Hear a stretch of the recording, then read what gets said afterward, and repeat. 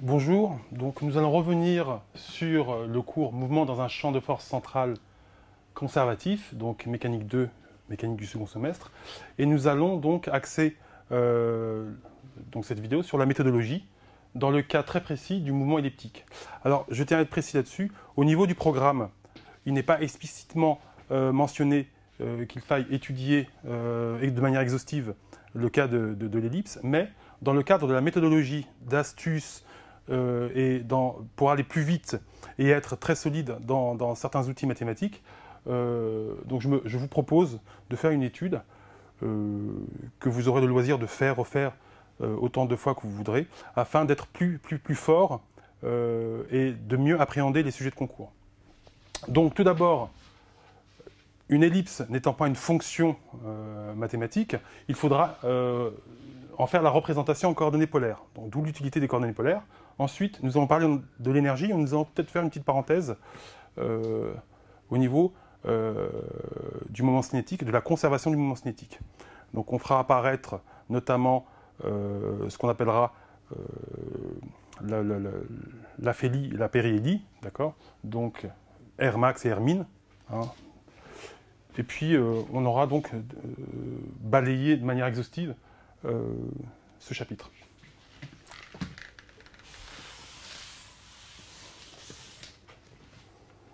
Alors nous allons démarrer tout simplement par l'expression de la force gravitationnelle. Bon. Le schéma fonctionnel est toujours le même. Hein. Le point M ici.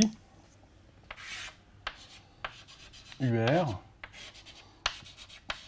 Uθ. Et nous allons utiliser le principe fondamental de la dynamique, donc appliqué à l'unique force F. Donc, M d de V sur dt égale à moins G grand M petit m sur R carré UR. Jusque-là, aucune difficulté. Nous allons ajouter à ce principe fondamental de la dynamique le résultat qui concerne donc la conservation du moment cinétique, qu'on a vu donc dans le cadre du cours sur le mouvement dans un champ de force central conservatif. Le résultat suivant, le moment cinétique est conservé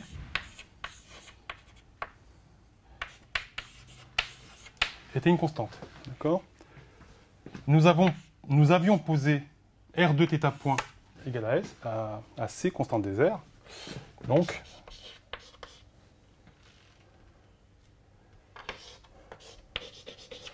voilà. Alors,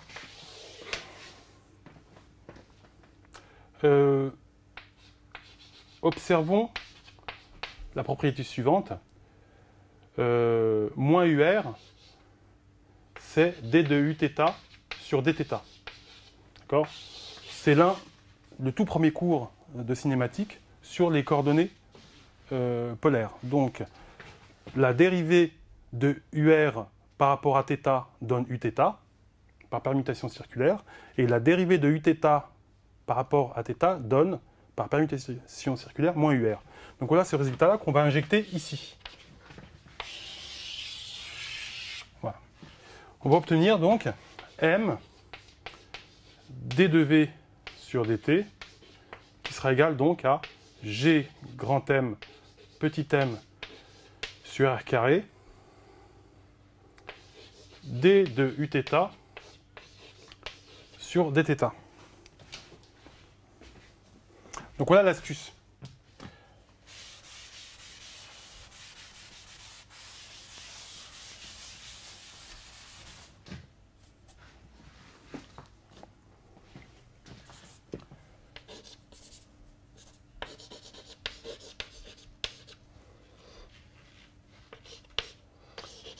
J'exprime la différentielle.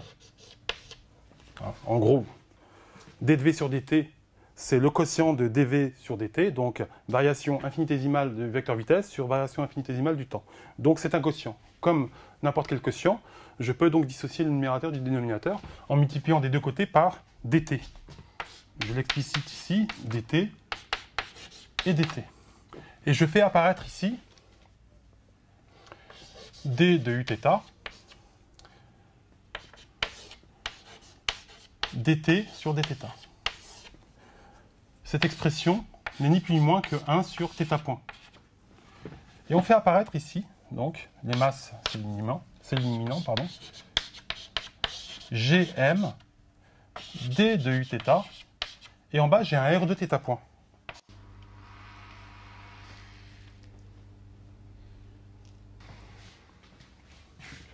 Or, tout à l'heure, nous avions défini la constante des airs comme étant R2 θ point.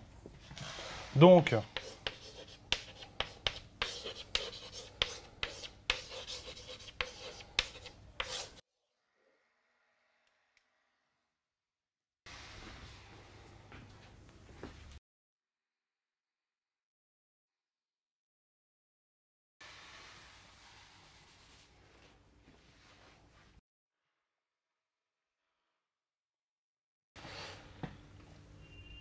nous allons faire passer cette expression de l'autre côté.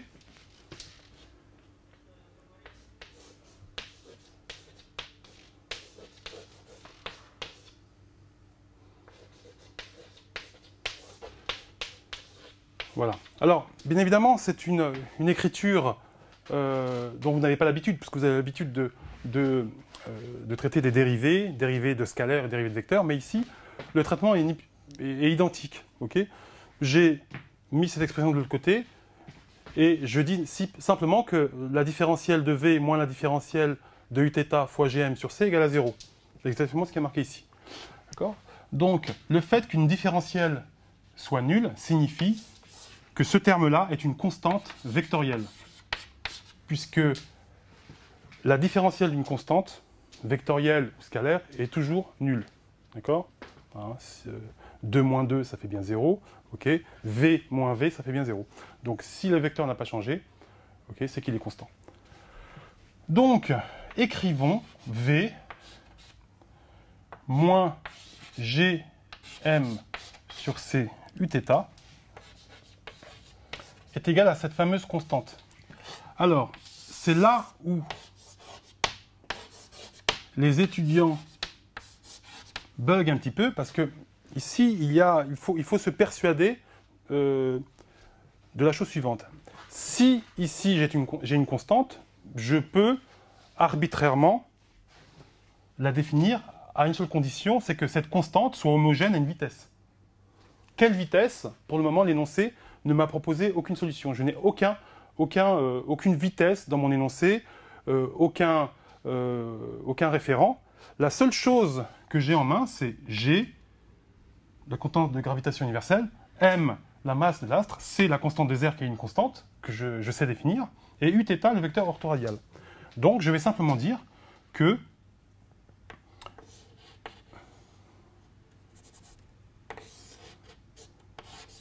je vais prendre la même symétrie et je vais introduire un vecteur excentricité, voilà. Il est introduit, le vecteur petit e, excentricité, qui sera typique de ma conique. Okay. Suivant la valeur de E, donc norme du vecteur E, j'aurai une ellipse ou alors un autre type de conique. Donc, E n'est pas dimensionné. Donc, nécessairement, je le multiplie par Gm sur C parce que Uθ n'est pas dimensionné et ce facteur-là, on peut affirmer que Gm sur C est homogène à une vitesse. Voilà mon argument. Et c'est une constante. Donc, la vitesse sera égale à Gm sur C, Uθ, plus E. Nous nous mettons dans le cadre de l'étude d'une conique spécifique, c'est-à-dire l'ellipse. Nous allons donc faire le graphique fonctionnel. Voilà. Donc je vais dessiner grossièrement une ellipse. Alors, excentrez toujours le centre ici. Donc, ici, c'est l'astre en question. et le satellite qui tourne. Donc il n'y a pas de symétrie. Vous voyez bien que ici, ce rayon est minimum et ce rayon est maximum. D'accord? A et B. Et nous sommes ici. Voilà. Y, X, M et θ. Voilà. Donc on part du principe que nous étudions donc l'ellipse. Et l'idée est la suivante. Que signifie ou comment placer ce vecteur excentricité petit e dont on ne connaît pas l'expression. On sait que c'est une constante en norme, en sens et en direction. Alors, E sera toujours orthogonal au grand axe. Ce qu'on appelle le grand axe, c'est ça. Donc il sera orthogonal. Donc je peux le mettre ici. Hein, n'importe quel vecteur. Hein. Ok, il peut être partout. Donc il sera toujours orthogonal au grand axe. Si je le mets ici, ok, il faut que j'écrive donc, ici nous avons UR, ici nous avons Uθ. L'angle θ, on le retrouve ici, entre E et UR, d'accord, ici. Maintenant, nous allons opérer la deuxième astuce, entre guillemets, suivante, qui est de faire le produit scalaire à gauche et à droite par Uθ. Donc j'aurai Gm sur C, Uθ scalaire Uθ, plus Uθ scalaire E. Donc, vigilance ici, et ici, vigilance. Donc il ne faut pas oublier cette astuce, sinon après on est bloqué et on ne pourra pas conclure. Donc, je vais laisser cette expression de côté et l'expliciter après. Ici, je continue. Gm sur C, Uθ scalaire Uθ, c'est un vecteur unitaire. Donc c'est norme de Uθ au carré, c'est-à-dire 1. Uθ scalaire E, c'est norme de E fois norme de Uθ fois le cosinus formé par l'angle entre ces deux vecteurs, qui est θ. Donc j'aurai 1 plus E cos θ. Voilà, donc le terme de droite est explicité. Le terme de gauche maintenant. Alors, je vous rappelle que la vitesse, une fois de plus, c'est r point UR plus r θ point Uθ. D'accord? V, c'est r point UR. Je vous rappelle aussi que la constante des RC était définie comme étant R2 θ point. Donc,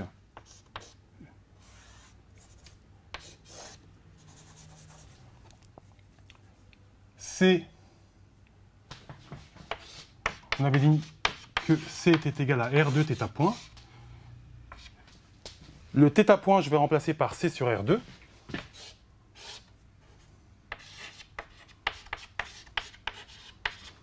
Et injecter cette expression ici.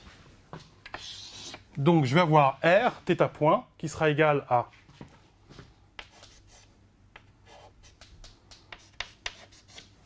R sur R2. J'aurai donc ici C sur R, Uθ. Voilà. Donc, cette expression ici, de la vitesse,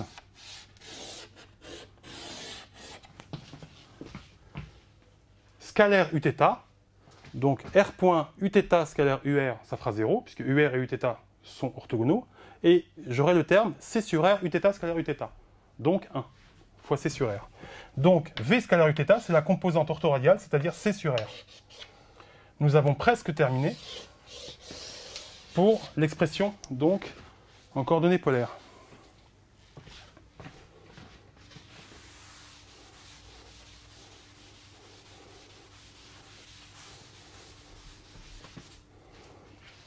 Je remets le petit bout que j'ai effacé, voilà.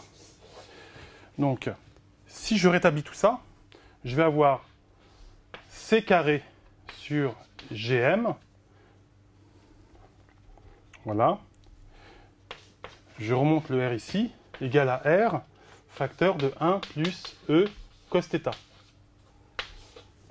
Donc je vais avoir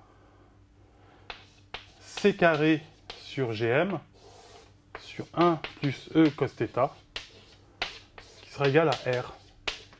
Je précise R de θ. Donc le rayon, bien évidemment, est dépendant de θ. Voilà l'équation paramétrée. on écrira par la suite, et vous le verrez dans l'exercice, que l'expression polaire est égale à P sur 1 plus E cos θ. P étant le paramètre de l'ellipse et vaudra C carré sur Gm. C constant, G constant et M constant. Donc le paramètre de l'ellipse est une constante. Voilà l'expression en coordonnées cylindro-polaires de l'ellipse, des coordonnées de l'ellipse.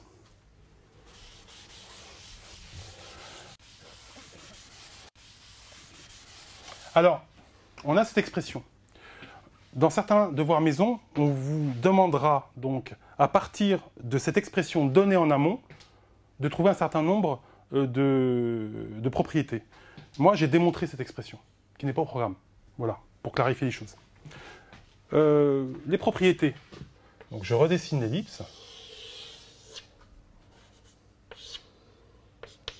J'excentre, voilà. J'ai mon origine ici.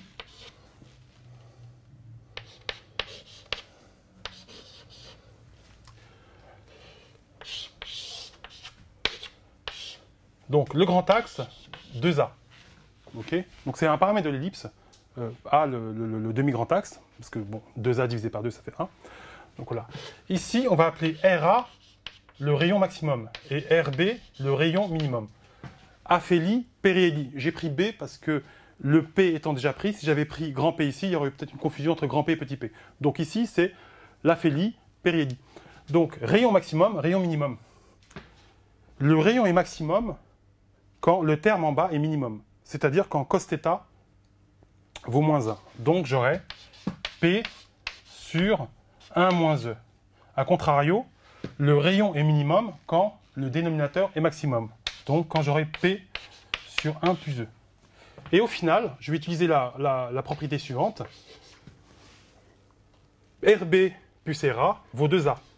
Donc, P sur 1 moins E plus P sur 1 plus E. Et on va voir le résultat final suivant. 2A qui sera égal à... Donc, si je multiplie, je vais avoir 1 moins E facteur de 1 plus E, c'est ça.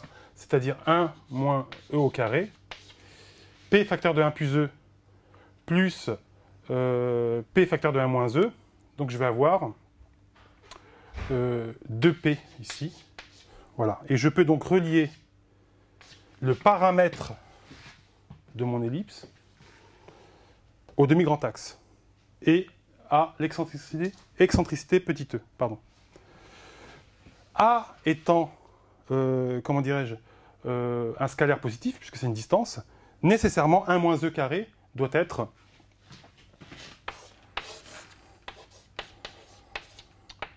strictement positif. Ce qui suppose que petit e doit être plus petit que 1, enfin compris entre 0 et 1. Voilà. Donc, dans le cadre d'une ellipse, l'excentricité doit être un scalaire, donc adimensionné, compris entre 0 et 1. On va garder ce résultat, parce qu'on va l'utiliser après. Voilà, donc je vais l'écrire ici. Donc, nous avons P égale à A, facteur de 1 moins E carré. Voilà. Et ça, c'est P. Voilà.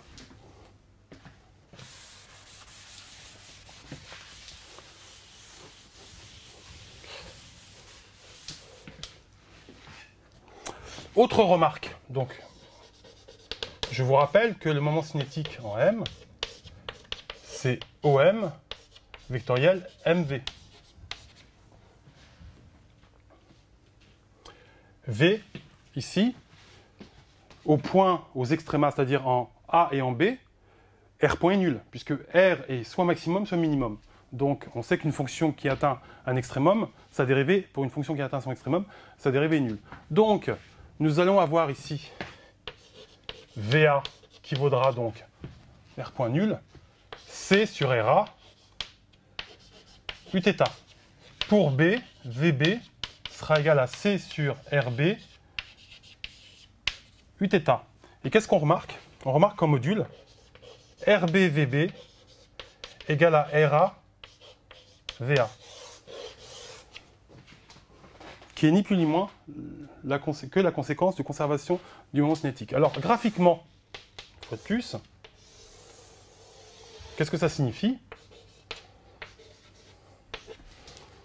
Ça signifie que l'ellipse, si elle est parcourue dans ce sens, lorsque j'ai le rayon le plus petit, la vitesse sera la plus grande. Donc, là où j'ai le rayon le plus petit, ma vitesse sera orthogonale. Et ici, elle sera orthogonale, mais plus petite. Voilà. Module de V fois sa distance égale à module de V fois sa distance. Donc, le fait que le module de VA soit plus petit est compensé par la distance plus grande. Voilà une remarque importante. On va maintenant pouvoir passer à la partie énergétique. Je garde ce schéma fonctionnel. Donc la partie énergétique. Une redite encore, la force est conservative. C'est l'unique force dont on tient compte. Donc, le système est conservatif, donc l'énergie mécanique est conservée. Donc EM est une constante.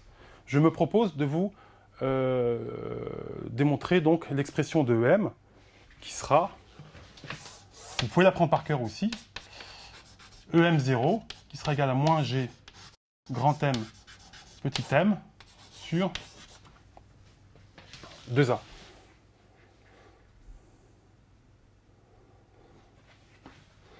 J'ai un doute sur le 2, mais bon, peu importe, comme je le redémontre, je corrigerai le cas échéant.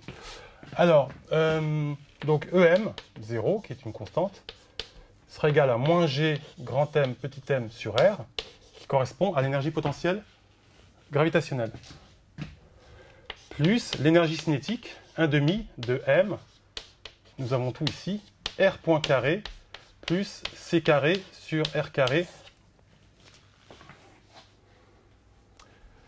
Et l'idée, là aussi, l'idée ou l'astuce, il faut s'en rappeler, c'est de se dire, bon, on a du R ici, ok, et on a du R point.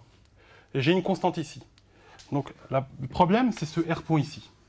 Okay. Est-ce qu'on va résoudre une équation différentielle, auquel cas, j'aurai une dérivée ici, mais j'aurai l'inverse d'une position. C'est pas vraiment... on ne sait pas si on pourra s'en sortir, a priori. L'idée est la suivante. Si l'énergie mécanique est conservée, elle sera conservée en A et en B. Or, en A et en B, qui sont des extrémas, le R point est nul. Voilà l'idée. Donc, je me mets en A ou en B, peu importe, et j'écris simplement que l'énergie mécanique étant conservée, elle sera la même partout, quel que soit le point, A, B ou un point M de l'ellipse. Donc, je me mets dans un cas particulier où cette dérivée sera nulle. Comme ça, j'enlève une inconnue. Donc,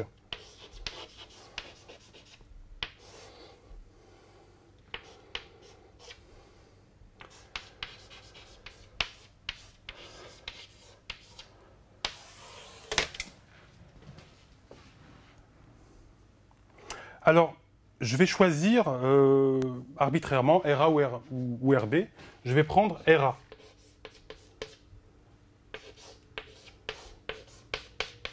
Qui correspond au rayon le plus important. Donc, P sur 1 moins E, pardon. Et je vais remplacer. Donc,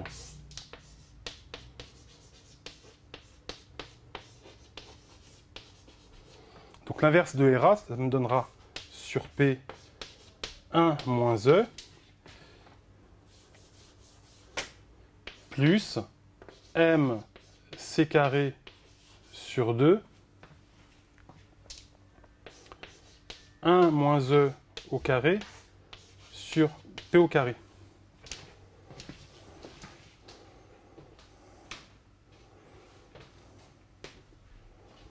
Donc, oui, super.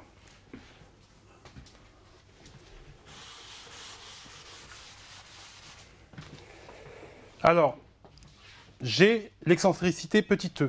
J'ai P ici, et j'ai un C ici, qui n'apparaît pas là.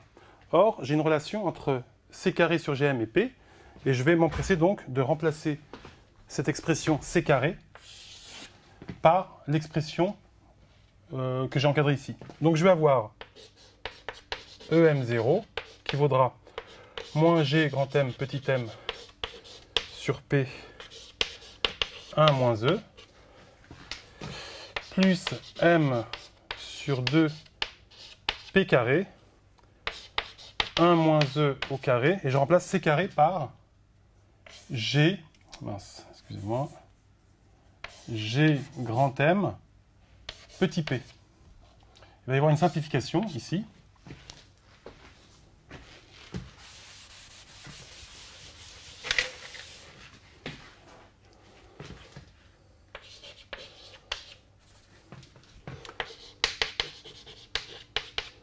J'ordonne tout ça.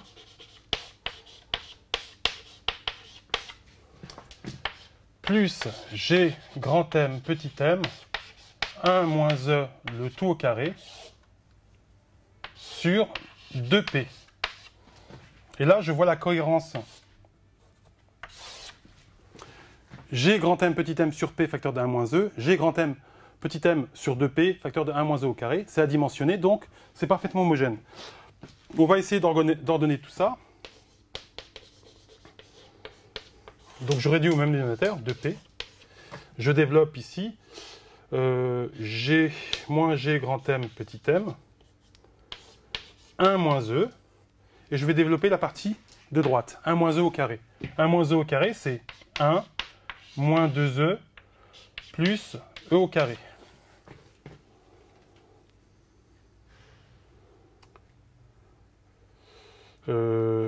J'ai mis moins en facteur, donc ici ça va être moins, plus et moins. Attention, j'avais mis moins en facteur. Donc du coup, ici, les 1 s'éliminent, et on va voir l'expression finale.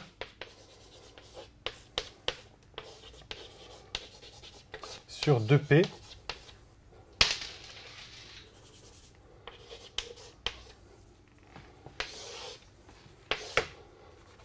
facteur de 2E moins E donnera donc E.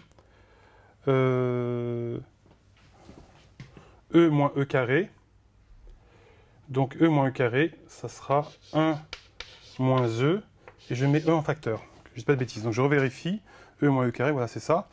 On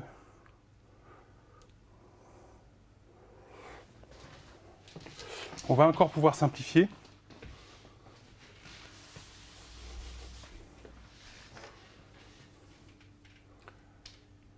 C'est ça, je revérifie une dernière fois. Moins 2E. Moins 1 plus 2E. Plus E carré, ouais, c'est ça. D'accord. Et je vais utiliser ici, je vais introduire donc, le grand axe. EM0 égale à moins G grand M petit m 1 moins E facteur de E sur 2P 2A facteur de 1 moins E facteur de 1 plus E.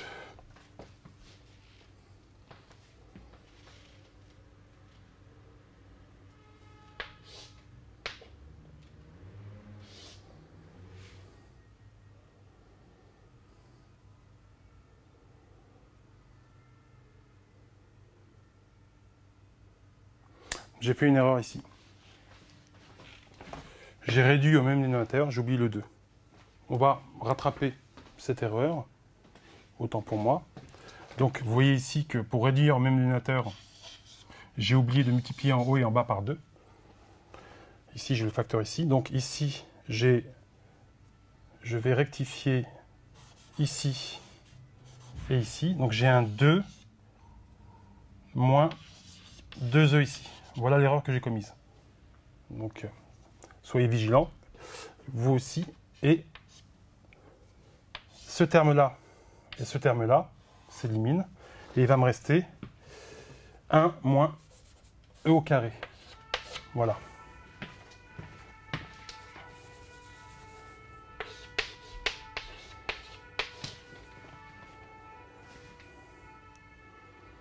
Et en bas, j'avais donc 1 moins E au carré, effectivement, identiquement en haut et en bas. Et il va nous rester le résultat final EM0 égale à moins G grand M petit m sur 2A, qui est effectivement le résultat escompté. Donc, bon.